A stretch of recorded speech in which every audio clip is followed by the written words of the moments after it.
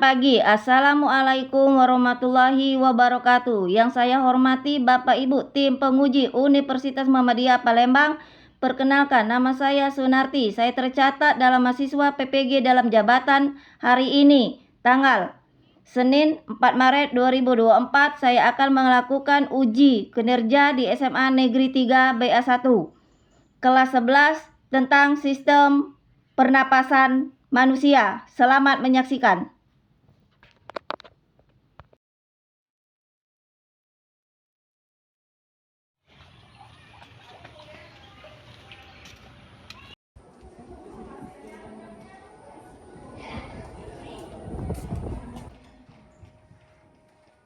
Assalamualaikum warahmatullahi wabarakatuh. Waalaikumsalam warahmatullahi wabarakatuh. Oke, sebelum kita memulai pelajaran hari ini, marilah kita berdoa bersama-sama ya. Ibu minta tolong sama ketua kelasnya untuk berdoa terlebih dahulu. Marilah teman-teman, sebelum memulai kegiatan belajar mengajar, alangkah baiknya kita berdoa terlebih dahulu. Berdoa, mulai.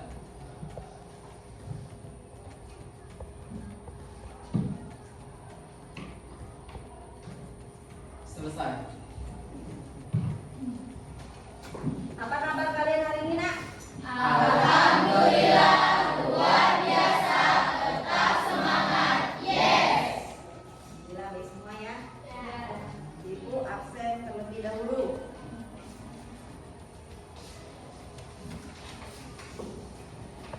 Oke.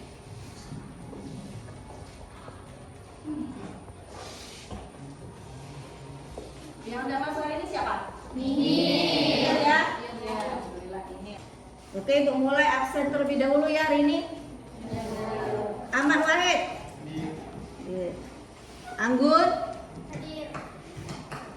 Azhari. Hadir. Druri. Hadir. Bunga. Hadir. Cindy. Hadir. Dwi. Hadir. Erlinda. Hadir. Zahra. Hadir.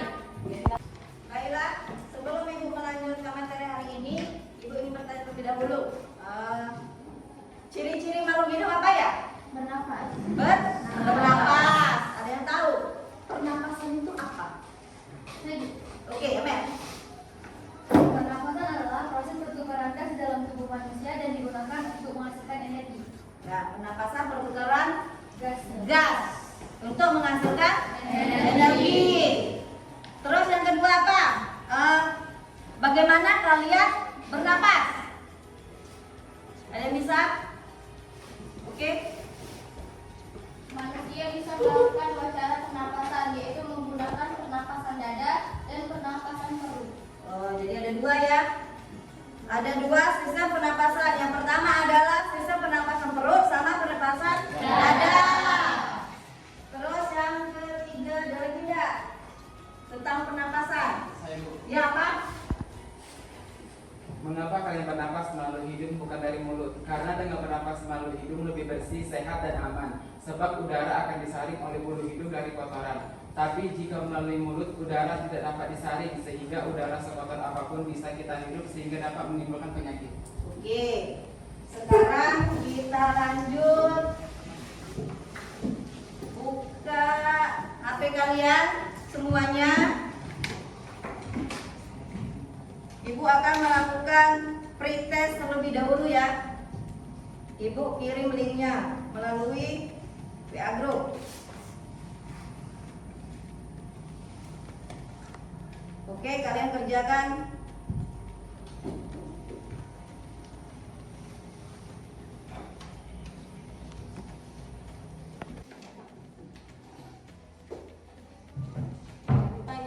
Nama sama kelasnya di ini ya. Tulis nama kelasnya.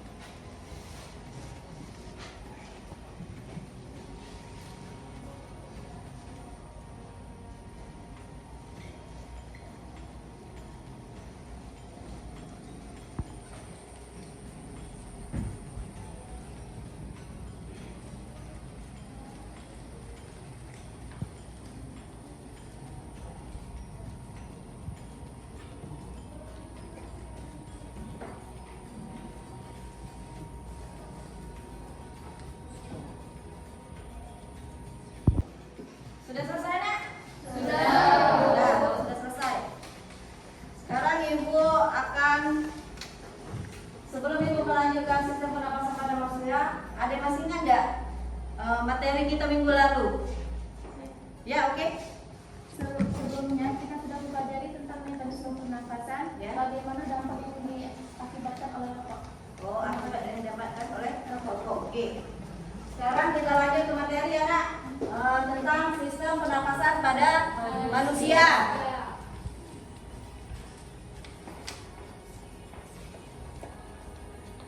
Kita di sini kita ambil gangguannya ya. Gangguan pada sistem pernapasan pada manusia. Yang pertama adalah tujuan pembelajaran. Mengidentifikasi jenis gangguan dan kelainan pada sistem pernapasan dan penyebabnya yang ditemukan berdasarkan video yang akan diamati nanti. Nanti kita akan menonton video. Yang kedua, menganalisis organ pernapasan yang terganggu karena penyakit ISPA. Yang ketiga, menganalisis pengaruh polusi udara yang dapat menyebabkan penyakit ISPA pada sistem pernapasan dengan benar. Terus lagi, ini gangguan dan kelainan sistem pernapasan pada manusia. Apa ya kira-kira gangguan sistem pernapasan manusia? Salah satunya contohnya adalah ISPA. ISPA ini adalah sekumpulan infeksi yang menyerang saluran pernapasan manusia. Terus lagi, nah sekarang penyakit ISPA disebabkan oleh virus. Yang pertama adalah rhinovirus. Yang kedua Ristovirus virus. Yang ketiga virus influenza dan influenza. Yang keempat metapneumovirus manusia. Yang kelima adenovirus. Yang keenam coronavirus. Yang ketujuh virus influenza. Terus lanjut, organ yang terkena ISPA. Di situ ada organ pernapasan ya. Terus gejalanya yang dirasakan penderita biasanya demam dengan suhu tinggi 39 derajat. Kalau sudah demam tinggi. Terus polusi udara dapat menyebabkan ISPA, itu yang pertama. Yang kedua, gas dan partikel. Terus lanjut lagi, cara penyebaran penyakit ISPA. Biasanya penyakit ISPA itu disebabkan melalui apa? Melalui udara, makanan, minuman ya. Terus cara pengobatannya tuh dengan cara beristirahat dengan cukup, terus makanan yang sehat, terus yang bersih, istirahat yang cukup. Terus yang upaya pencegahannya, yang pertama itu cucilah tangan secara teratur. Yang kedua menghindari menyentuh bagian wajah. Oh ya, menghindari menyentuh bagian wajah. Yang ketiga adalah menghindari rokok. Tadi sudah dijelaskan kemarin bahaya rokok, sudah tahu kan? Jadi harus dihindari. Yang keempat, mengkonsumsi makanan kaya serat dan vitamin untuk meningkatkan daya tahan tubuh. Yang kelima, menutup mulut dan hidung dengan tisu atau tangan ketika bersin. Jadi kalau kita tuh bersin harus ditutup melalui tangan atau tisu. Jangan langsung bersin ini banyak ya, nggak boleh. Jadi takutnya menyebar virus. Terus yang terakhir, berolahraga secara teratur, membantu meningkatkan kekebalan tubuh. Jadi selain makanan sehat, olahraga yang cukup dan teratur. Lanjut lagi. Nah, teknologi sistem pernafasan. Di sini sudah ada. Ada yang bisa baca enggak? Ya, oke. Regulator oksigen adalah sebuah alat yang berfungsi untuk mengendalikan tekanan oksigen yang diberikan kepada pasien. Kasarnya, oksigen yang berasal dari tabung memiliki tekanan yang tinggi sehingga perlu diatur agar aman bagi pasien. CPAP adalah singkatan dari Continuous Positive Airways Pressure, alat yang digunakan bagi pasien sleep apnea. Orang dengan sleep apnea memiliki kesulitan bernafas saat tidur dan disebabkan karena adanya penyumbatan saluran pernafasan ataupun tidak stabilnya pusat kendali pernafasan. Oke, lanjut lagi ya. Nah, sudah selesai. Itulah gangguan dalam sistem pernafasan. Sekarang lanjut, Ibu mau membagikan kelompok. Ibu minta tolong kalian bentuk kelompok secara acak. Ibu akan membagikan LKPD. Buat kelompok dulu nak.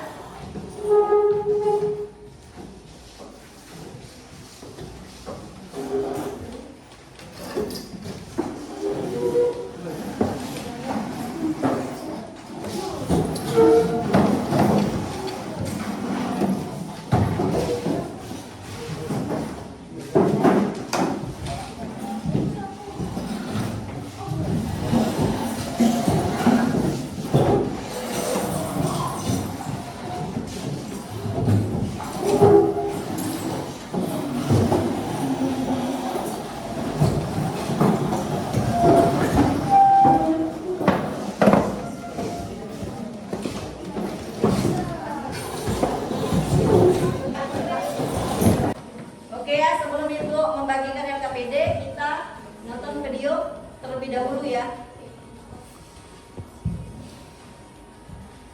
Ya, Perhimpunan Dokter Paru Indonesia melaporkan peningkatan kasus penyakit pernafasan terkait polusi, termasuk infeksi saluran pernafasan atas di Ibu Kota Jakarta, konsisten melampaui 100.000 per bulan setelah periode Oktober 2022. Laporan peningkatan ini juga disorot oleh Menteri Kesehatan Budi Gunadi Sadikin. Kasus ispa di Ibu Kota yang semula hanya berkisar 50.000 kini meningkat hingga 2 kali lipat. Lantas seperti apa angkanya? Berikut ulasan yang menghimpun dari laman detik.com.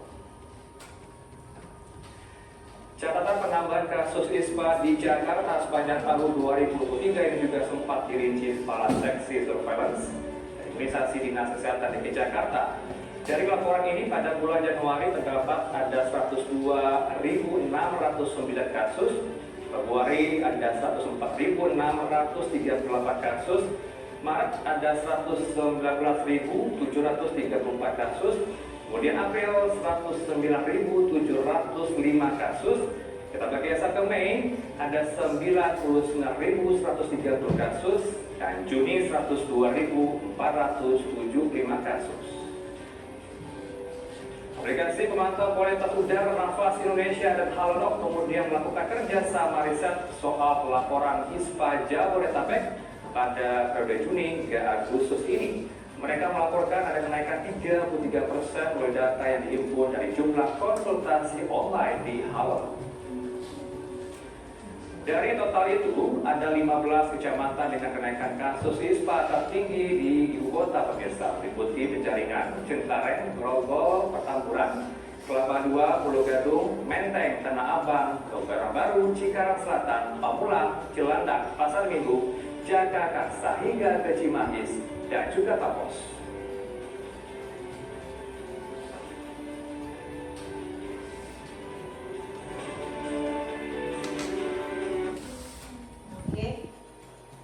Kita sudah selesai nonton videonya. Sekarang Ibu bagikan LKPD-nya ya nak. Yuk.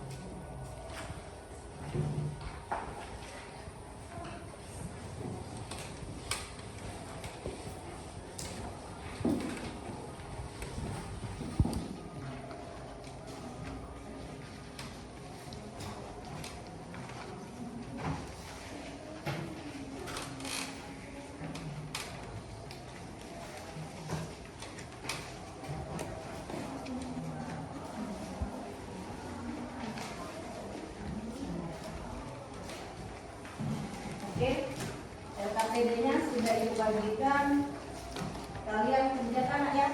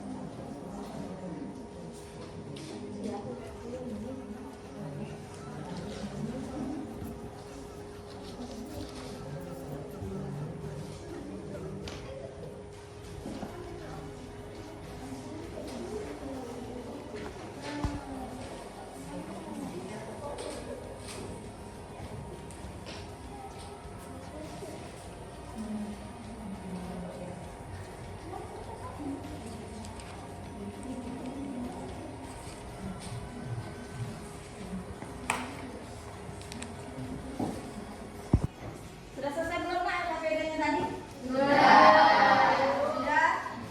Kelompok yang sudah siap silakan maju ke depan. Ini oke. Kelompok ruangan sendiri. Silakan.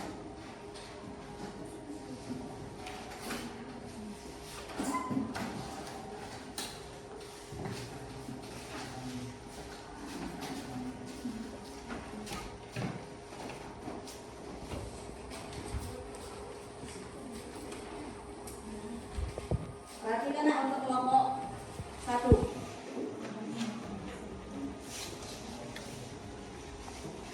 Assalamualaikum warahmatullahi wabarakatuh. Waalaikumsalam warahmatullahi wabarakatuh. Perkenalkan, saya Sandy Aulia selaku moderator dan rekan saya Dwi Citra.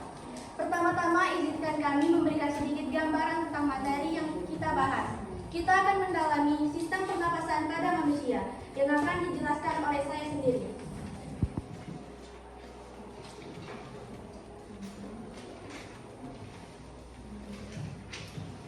Sistem pernapasan pada manusia merupakan satu tanda vital tubuh yang paling utama. Tanpa cara kerja sistem yang pernapasan yang baik, seseorang tidak akan mampu bernapas, bahkan bisa berdampak pada fungsi organ lainnya. Sistem pernapasan pada manusia adalah sekumpulan organ yang terlibat dalam proses pertukaran oksigen dan karbon dioksida dalam darah. Seseorang dapat dikatakan memiliki laju pernapasan normal apabila ia bernapas sebanyak 12-20 kali per menit saat istirahat. Dan berlangsung secara berkesinambung, kegiatan LKPD ini akan menuntut siswa memahami gangguan pada kelainan dari kasus yang terjadi pada sistem pernapasan.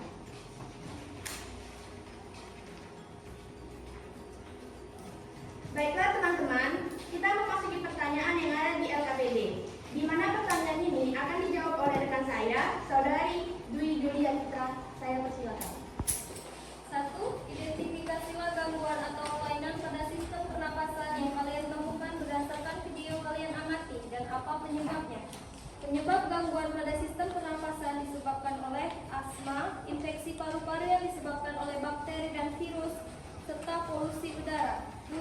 Organ sistem pernapasan apa yang terganggu akibat penyakit ISPA dan bagaimana gejala penderitanya dapat terjadi pada beberapa organ pernapasan seperti sinus, faring, laring hingga hidung, dan beberapa gejala penyakit ISPA seperti batuk, hidung tersumbat, sakit tenggorokan, sakit kepala, dan sulit bernafas. Mengapa polusi udara dapat menyebabkan penyakit ISPA? Karena paparan polusi udara yang berasal dari asap kendaraan bermotor dan polusi industri dapat merusak silia, rambut kecil di saluran napas yang berfungsi untuk mengeluarkan zat asing seperti debu dari paru-paru sehingga memicu infeksi penyakit ISPA. 4. Bagaimana cara pengobatan dan upaya pencegahan penyakit ISPA pada sistem pernapasan bagi penderitanya? Beberapa cara pengobatan yang biasa dilakukan pada pasien pengidap ISPA adalah 1. Mengkonsumsi obat pereda demam dan nyeri pada tubuh, 2. Mengkonsumsi obat batuk, 3. Minum lemon hangat atau madu untuk meredakan batuk. Dan juga ada beberapa cara yang dapat diterapkan agar terhindar dari ISPA sebagai berikut. 1. Seringlah mencuci tangan dengan bersih, terlebih setelah beraktivitas di tempat umum. 2. Menghindari kebiasaan merokok. Dan terakhir, olahraga secara teratur minimal 150 menit per minggu. Menurut kalian, andai kita berada di Jakarta, upaya apa yang kita lakukan untuk pencegahan polusi udara yang terjadi di sana? Ada beberapa yang dapat kita lakukan ketika berada di Jakarta. 1. Meminimalisir penggunaan kendaraan pribadi. 2. Merawat mesin kendaraan secara rutin. 3. Berjalan kaki atau bersepeda. Dan terakhir, membuat taman di halaman rumah. Baiklah teman-teman, seperti yang sudah dijawab dan dijelaskan oleh Saudari Julia Citra, kami membuka sesi tanya jawab. Jika teman-teman ada yang kurang paham dengan materi yang kami sampaikan, kami persilakan untuk bertanya. Dipersilakan Saudari Bunga Dahlia untuk berdiri. Assalamualaikum warahmatullahi wabarakatuh. Waalaikumsalam warahmatullahi wabarakatuh. Saya perwakilan dari kelompok 2 ingin bertanya, virus apa yang dapat menyebabkan ISPA? Terima kasih. Ada lagi yang ingin bertanya? Dipersilakan Saudari Rina Amelia. Perkenalkan, saya dari kelompok 4. Saya ingin bertanya, apa saja pernapasan pada manusia? Baik, terima kasih Saudari Rina Amelia dan Bunga Dahlia. Kami akan menjawab pertanyaan-pertanyaan kalian. Beri kami waktu untuk menjawab pertanyaan-pertanyaan kalian.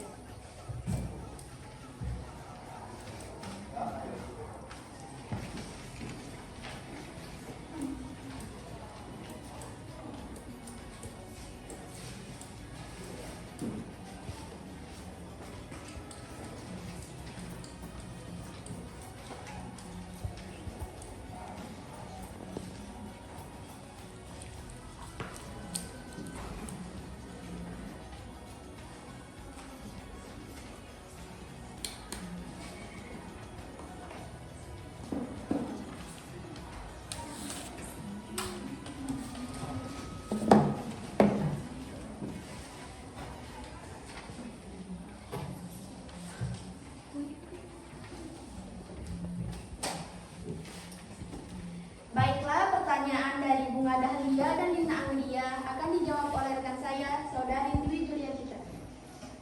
Beberapa jenis virus yang sering menyebabkan ISPA adalah rhinovirus, adenovirus, virus influenza, dan parainfluenza virus. Pertanyaan kedua, organ pernapasan pada manusia adalah hidung, faring, trakea, bronchiolus, dan alveolus.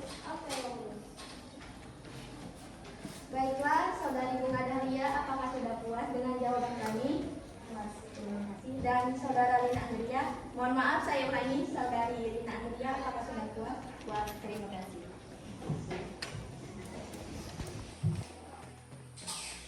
Baiklah teman-teman, kami mengambil sedikit kesimpulan dari materi yang kita bahas pada pagi hari ini. Sedikit kesimpulan yang kami ambil pada materi yang kita bahas. Sistem pernapasan adalah sekumpulan jaringan organ yang membantu tubuh bernapas. Sistem pernapasan membantu tubuh menyerap oksigen dari udara dan membuang gas sisa seperti karbon dioksida dari darah. Dengan dukungan oksigen, seluruh organ dapat berfungsi dengan normal. Itu saja yang dapat kami jelaskan. Semoga teman-teman bisa paham dengan apa yang kami jelaskan. Kami akhiri, wabillahi taufiq wal hidayah. Wassalamualaikum warahmatullahi wabarakatuh. Waalaikumsalam warahmatullahi wabarakatuh. Oke, tadi sudah presentasi kelompok 1, kelompok 2, kelompok 3, dan kelompok 4. Sekarang LKPD-nya dikumpulkan sama Ibu ya.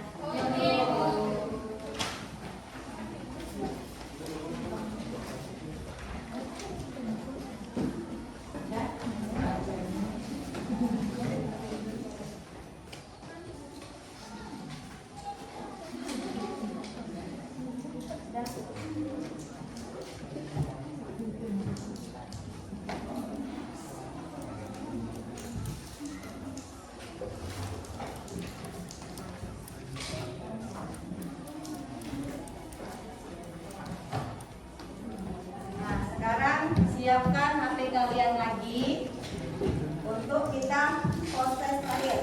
Oke. Linknya Ibu kirim di grup ya, Nak.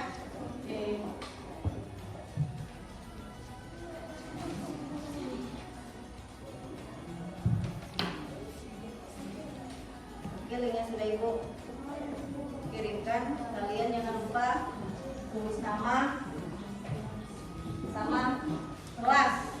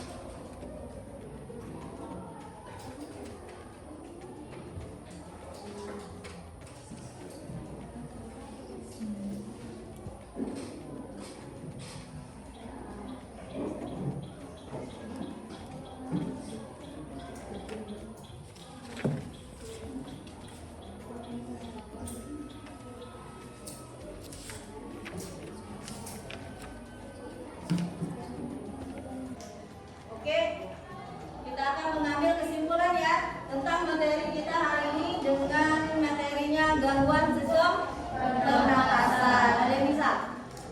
Oke, silakan Mel.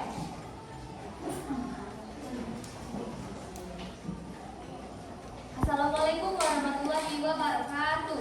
Waalaikumsalam warahmatullahi wabarakatuh. Perkenalkan, saya Nuri Amelia Karabi selaku perwakilan dari kelompok 4 akan menyebutkan materi kita pada hari ini mengenai sistem pernapasan, polusi udara, dan penyakit ISPA. Sistem pernapasan manusia atau respirasi adalah sistem organ yang digunakan untuk pertukaran gas. Manusia bernapas melalui hidung karena hidung dapat menyaring debu dan kotoran dari udara yang masuk. Selanjutnya, mengenai polusi udara serta penyakit yang menyertainya. Polusi udara adalah pencemaran yang terdapat di udara seperti asap, debu, gas, dan partikel lainnya. Hal yang dapat menyebabkan polusi udara antara lain pembakaran sampah, kendaraan bermotor, dan kegiatan industri. Dampak polusi udara dapat memicu penyakit gangguan pernapasan seperti asma, ISPA, dan kanker paru-paru. Materi yang kita bahas tadi yaitu mengenai penyakit ISPA. Berikut mengenai penjelasan ISPA. ISPA adalah pengertian dari infeksi saluran pernapasan akut, yaitu infeksi akut yang menyerang saluran pernapasan, terutama pada bagian atas meliputi hidung, sinus, faring, dan laring. Infeksi ini dapat menimbulkan sejumlah gejala, mulai dari batuk, pilek, dan demam. Virus ini sangat mudah menular. ISPA dapat diobati dengan memperbanyak istirahat, rajin cuci tangan, hindari rokok, mengkonsumsi makanan yang kaya serat, dan rajin berolahraga.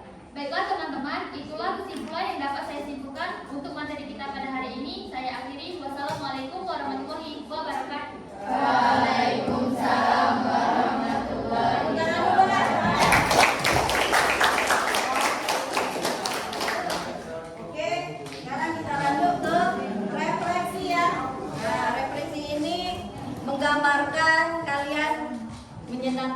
pembelajaran hari ini atau tidak? Tidak. Nah, kalian cantumkan di sini.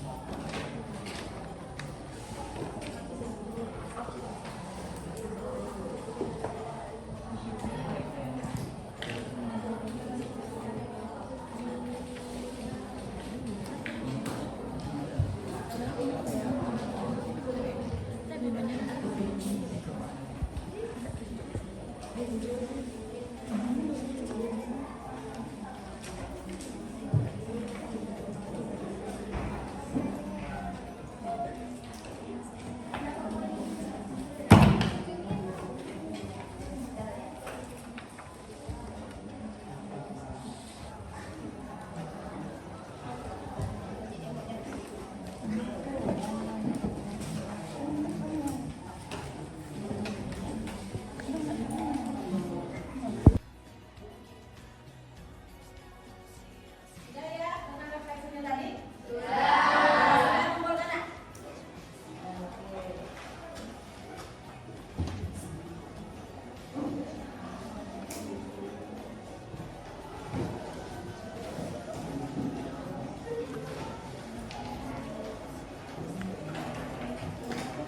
Alhamdulillah materi kita hari ini sudah selesai ya.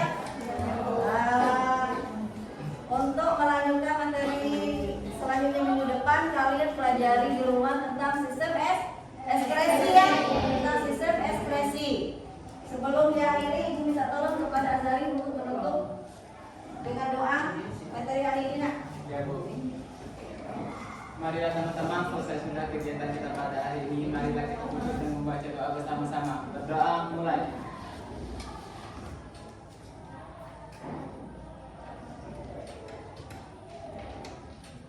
Berdoa selesai.